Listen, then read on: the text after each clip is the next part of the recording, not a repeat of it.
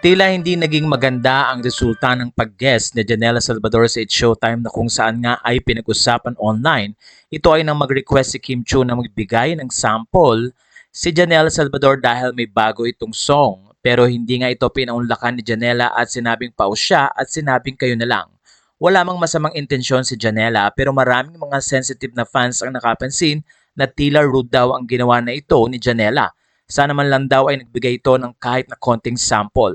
Kaya naman sa post ngayon sa mga social media ay sinasabing ang concert or 10th anniversary concert ni Janela Salvador ay na-postpone na. Maraming mga netizen ang nag-isip kung ano daw kaya ang dahilan. Pero narito ang post ng kampo ni Janela. Due to unforeseen circumstances, we would like to announce that Janela Salvador's concert, originally scheduled for April 19, 2024 at the New Frontier Theater, will be postponed.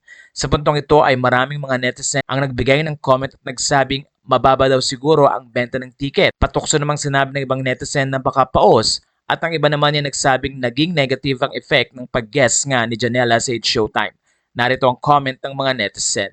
Nagtrending yung nangyari kasi hindi maganda ang dating sa tao. She's a public figure at may mga fans sa audience kaya napataas ang kilay ng karamihan. Lesson learned, kaya sa boss ko, hindi ako makakapasok kasi paos ako. Yan talaga ang tao, masyado mataas ang tingin sa sarili kaya walang mga fans na magkagusto-gusto kasi ma-attitude.